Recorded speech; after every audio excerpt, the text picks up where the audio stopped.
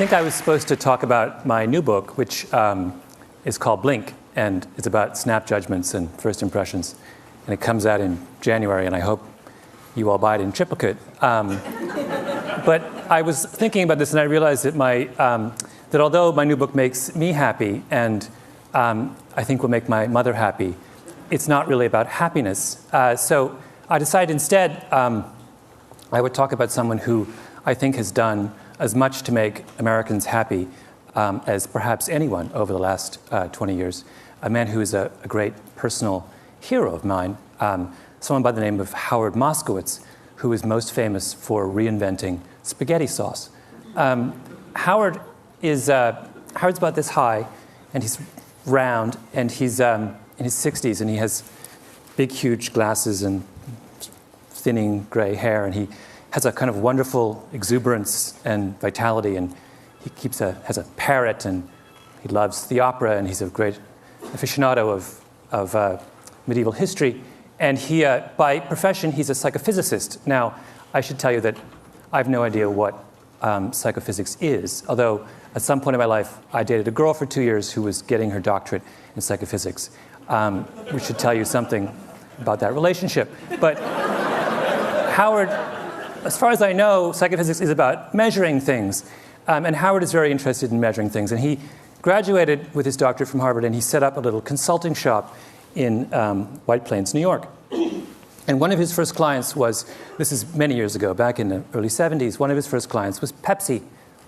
And Pepsi came to Howard and they said, you know, there's this new thing called aspartame, and we would like to make Diet Pepsi. And we'd like you to figure out how much aspartame we should put in each can of Diet Pepsi in order to have the perfect drink. Right? Now that sounds like an incredibly straightforward question to answer. And that's what Howard thought. Because Pepsi told him, look, we're working with a band between 8 and 12%. Anything below 8% sweetness is not sweet enough.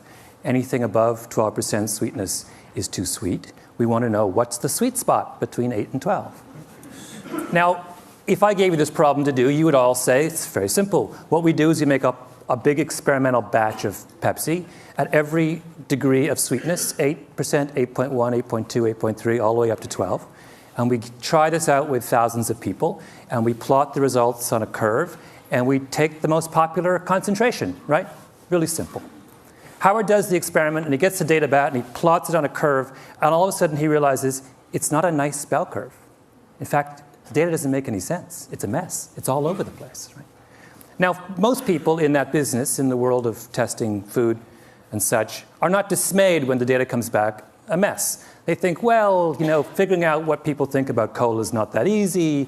You know, maybe we made an error somewhere along the way. You know, let's just make an educated guess, and they simply point and they go for 10%, right in the middle. Howard is not so easily placated. Howard is a man of a certain degree of intellectual standards, and this was not good enough for him. And this question bedeviled him for years. And he would think it through and say, what was wrong? Why could we not make sense of this experiment with Diet Pepsi? And one day he was sitting in a diner in White Plains about to go, trying to dream up some work for Nescafe. And suddenly, like a bolt of lightning, the answer came to him. And that is that when they analyzed the Diet Pepsi data, they were asking the wrong question. They were looking for the perfect Pepsi, and they should have been looking for the perfect Pepsis. Trust me, this was an enormous revelation.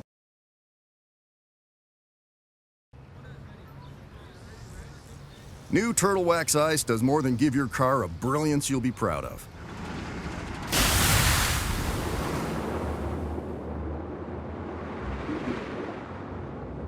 The advanced resins and protective polymers in ice create a barrier to repel dirt. It's the new hard shell finish that keeps your car cleaner longer. New Turtle Wax Ice. The smarter way to shine.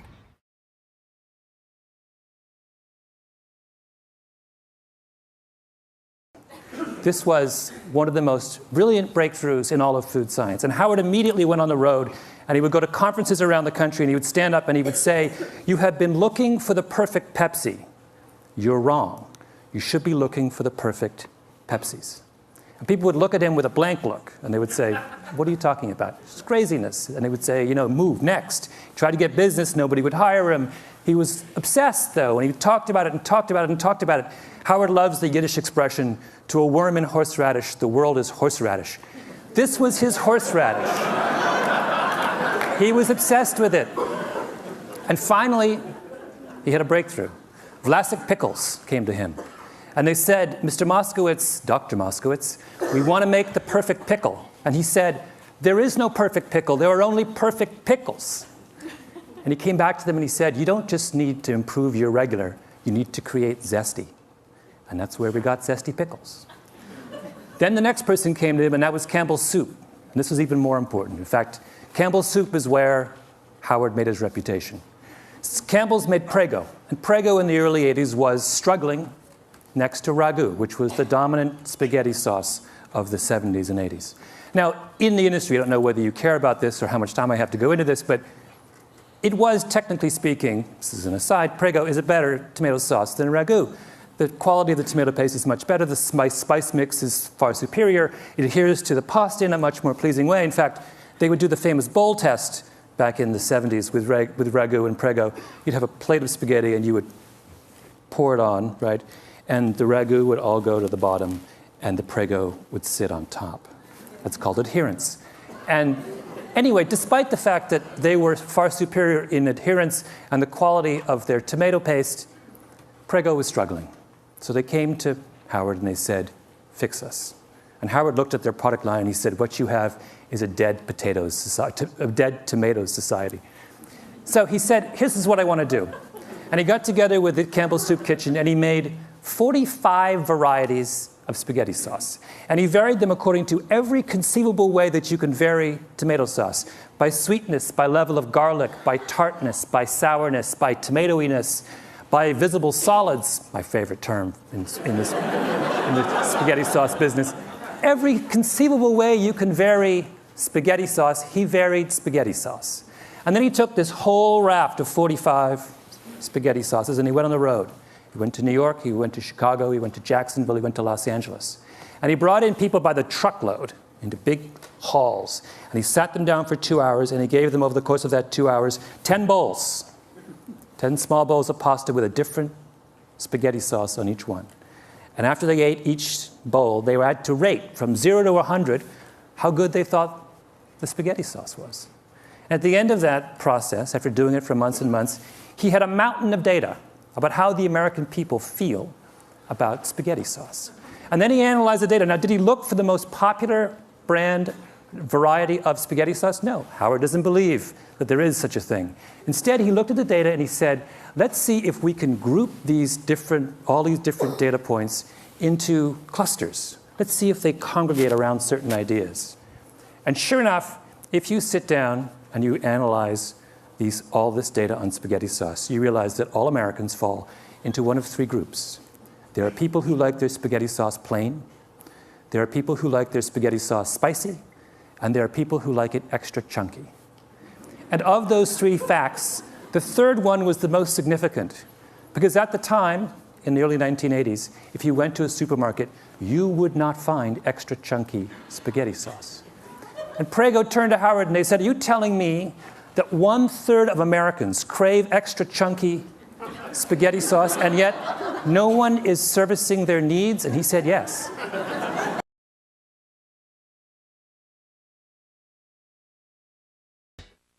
A Febreze experiment. To prove Febreze can keep this car fresh, we loaded it with fast food, sweaty hockey gear, and a smelly dog cage, and parked it at a mall in Texas for 2 days. Then put a Febreze car vent clip on the dash and let in real people. It smells good. Like laundry fresh out of like the dryer. Yeah. A man fresh out of the shower. Nailed it. Ooh, yeah. Proof. Febreze car vent clips keep your car fresh. Another way, Febreze.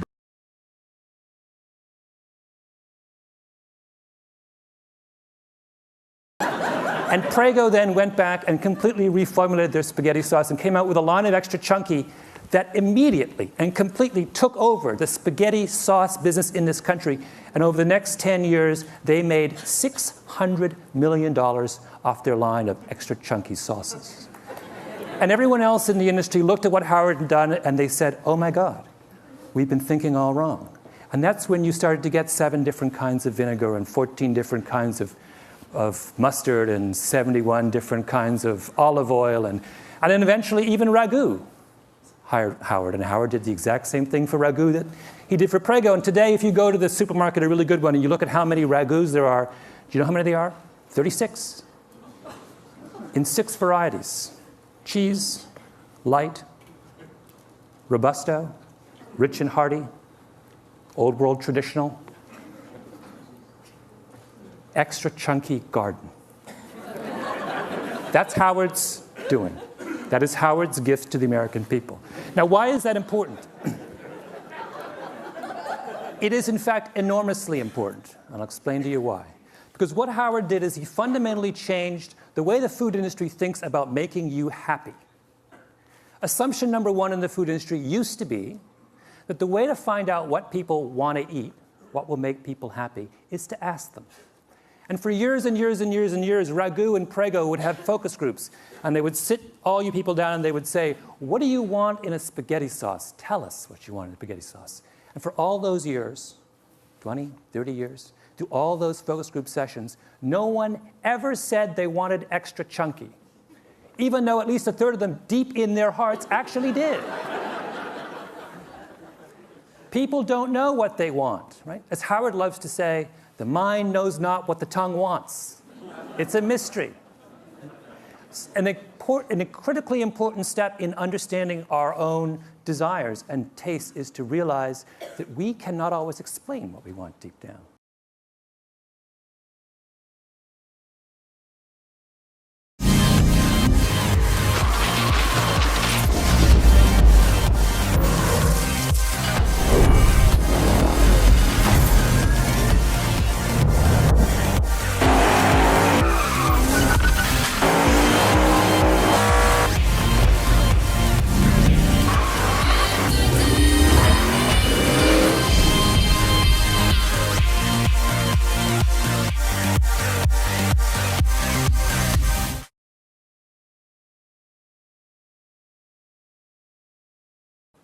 If I asked all of you, for example, in this room, what you want in a coffee, you know what you'd say? Every one of you would say, I want a dark, rich, hearty roast. So people always say when you ask them what they want in a coffee, what do you like? Dark, rich, hearty roast. What percentage of you actually like a dark, rich, hearty roast? According to Howard, somewhere between 25 and 27% of you. Most of you like milky wheat coffee. But you will never, ever say to someone who asks you what you want that I want a milky wheat coffee. So that's number 1 thing that Howard did. Number 2 thing that Howard did is he made us realize, it's another very critical point, he made us realize in the importance of what he likes to call horizontal segmentation. Why is this critical? It's critical because this is the way the food industry thought before Howard, right? What were they obsessed with in the early 80s? They were obsessed with mustard. In particular, they were obsessed with the story of Grey Poupon, right? Used to be, there were 2 mustards, French's and Golden's. What were they? Yellow mustard. What's in yellow mustard? Yellow mustard seeds, turmeric, and paprika. That was mustard. Grey Poupon came along with a Dijon, right? Much more volatile brown mustard seed, some white wine, a nose hit, much more delicate aromatics. And what did they do? They put it in a little tiny glass jar with a wonderful enameled label on it. Made it look French, even though it's made in Oxnard, California. And instead of charging $1.50 for the 8-ounce can, the 8-ounce bottle, the way that French's and Golden's did, they decided to charge $4. And then they had those ads, right, with the guy in the Rolls Royce, and he's eating the Grey Poupon, the other Rolls Royce pulls up, and he says, do you have any Grey Poupon? And the whole thing, after they did that, Grey Poupon takes off, takes over the mustard business. And everyone's take-home lesson from that was that the way to get to make people happy is to give them something that is more expensive, something to aspire to, right? Is to make them turn their back on what they like, think they like now, and reach out for something higher up the mustard hierarchy. A better mustard, a more expensive mustard, a mustard of more sophistication and culture and meaning. And Howard looked at that and said, that's wrong. Mustard does not exist on a hierarchy. Mustard exists, just like tomato sauce, on a horizontal plane. There is no good mustard or bad mustard. There is no perfect mustard or imperfect mustard. There are only different kinds of mustards that suit different kinds of people. He fundamentally democratized the way we think about taste. And for that as well, we owe Howard Moskowitz a huge vote of thanks.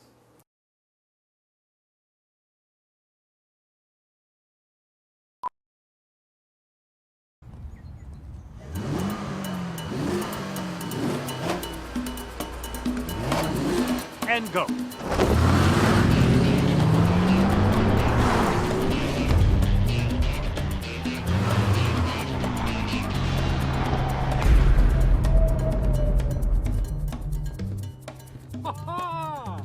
Oh, yeah. Wait, fellas. That's how you drive. Bridgestone, our passion for performance knows no bounds.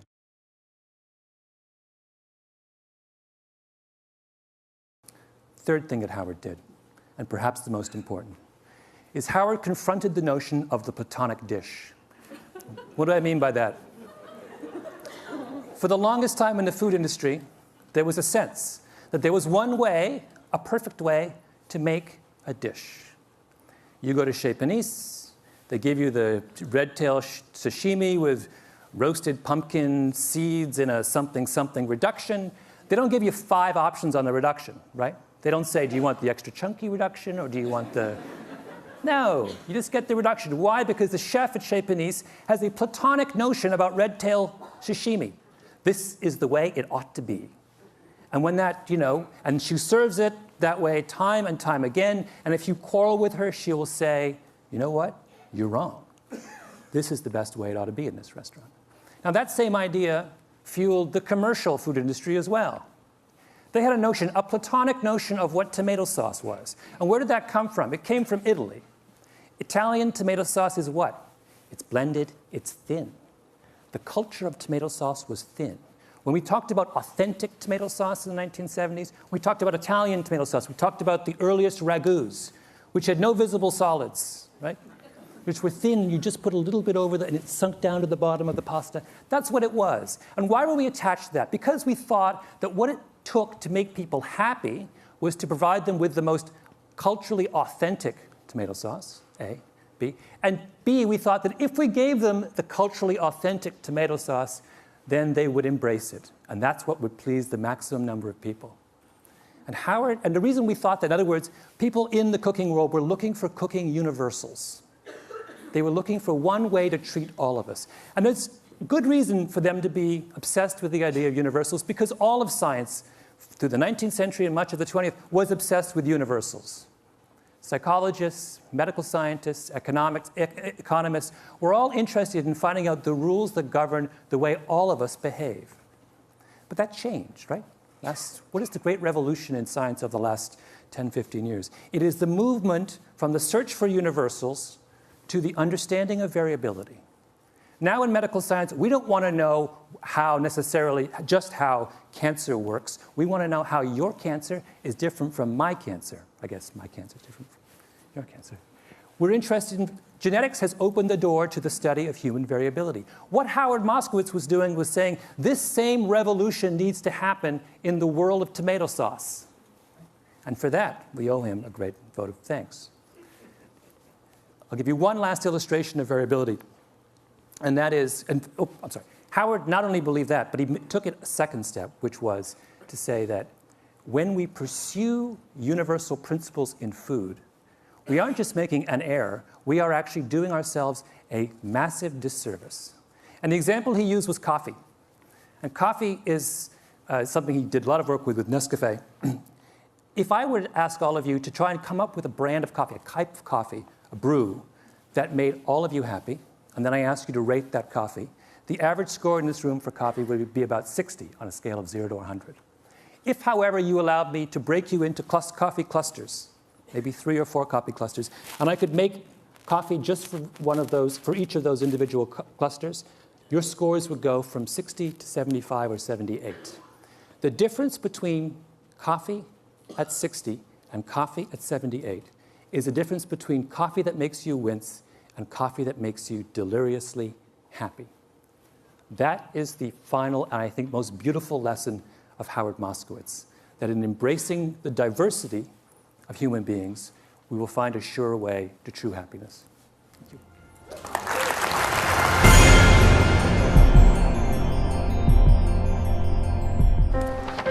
What if great ideas weren't cherished? What if they carried no importance?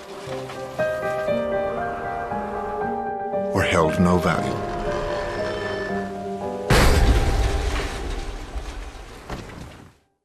There is a place where artistic vision is protected, where inspired design ideas live on to become ultimate driving machines.